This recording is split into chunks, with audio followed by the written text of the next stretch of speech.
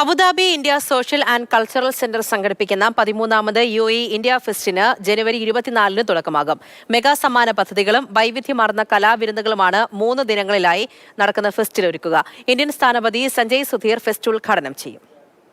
ഗായകരായ വൈഭവ് ഗുപ്ത, അനന്യ പാൽ, രഞ്ജിനി ജോസ്, നീരജ് സുരേഷ്, പ്രദീപ് ബാബു എന്നിവർ ഒരുക്കുന്ന സംഗീത വിരുന്ന് ഇത്തവണത്തെ ഇന്ത്യ ഫെസ്റ്റിന് കൊഴുപ്പേകും. വിവിധ സംസ്ഥാനങ്ങളിൽ നിന്നുള്ള തനത് ഭക്ഷണം, ഓരോ പ്രദേശത്തിന്റെയും കരവിരുതിൽ തീർത്ത ഉൽപ്പന്നങ്ങൾ ലഭ്യമാകുന്ന സ്റ്റോളുകൾ, കലാവിരുന്ന്, ഗാനമേള, വിദ്യാർത്ഥികളുടെ എക്സിബിഷൻ തുടങ്ങിയവയെല്ലാം വൈകുന്നേരം 6 മുതൽ 12 വരെ നടക്കുന്ന ഫെസ്റ്റിൽ ഒരുക്കിയിട്ടുണ്ട്. ഉത്സവത്തോടനുബന്ധിച്ച മെഗാ സമ്മാന പദ്ധതികളും പ്രഖ്യാപിച്ചു. 10 ദിർഹത്തിന്റെ പ്രവേശന ടിക്കറ്റ് എടുക്കുന്നവരിൽ നിന്ന് നറുക്കെടുപ്പിലൂടെ തിരഞ്ഞെടുക്കുന്ന മെഗാ വിജയിക്ക് 100 ഗ്രാം സ്വർണം കൂടാതെ മറ്റു ഭാഗ്യശാലികൾക്ക് നിരവധി സമ്മാനങ്ങളാണ് ഒരുക്കിയിട്ടുള്ളത്.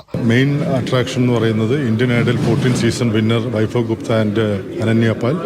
ദെൻ ഫസ്റ്റ് ഡേ പെർഫോം ചെയ്യുന്നത് നമ്മുടെ Ranjini Jose and Niranj Suresh. And third day Pradeep Babu ആണ് പെർഫോം ചെയ്യുന്നത്.